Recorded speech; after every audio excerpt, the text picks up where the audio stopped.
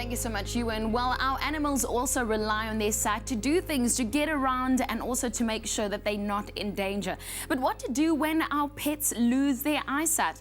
Our specialists come in and they help us to prevent it. The field of veterinary ophthalmology is rapidly growing around the world, as up to 6% of patients coming to veterinary practices present with an eye problem, or concerned owners wish to ensure their pet's eyes are healthy and functioning. Hi, Michelle. This is little Nixie. Yes. Right. How old is little Nixie? About a year and a half. Right. Okay. Yeah. So you brought her in for an eye problem this morning. Yes. Right. Hey, my little one. Okay. What we're going to do, Michelle, we're going to look at Nixie's eyes with a variety of instruments. The first one we're going to do is what we call a slit lamp. This is an instrument that just gives me an opportunity to examine all the way around the eye.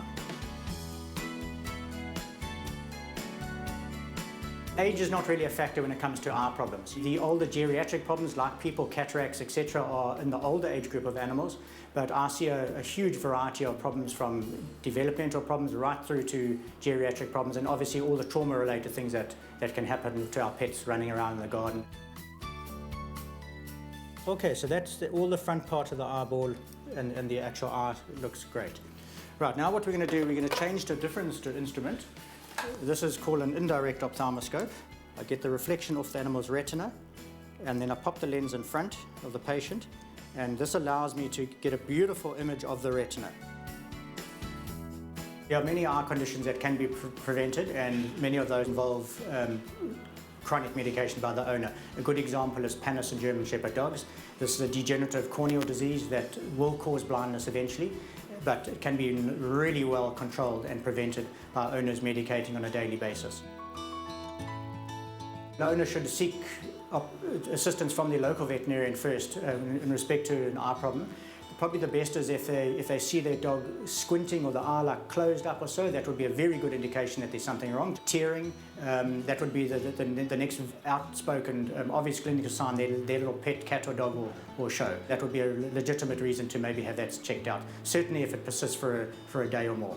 Testing for eye health can include specialized procedures like electroretinography, but standard tests like tonometry to determine pressure in the eye are par for the course for most animals.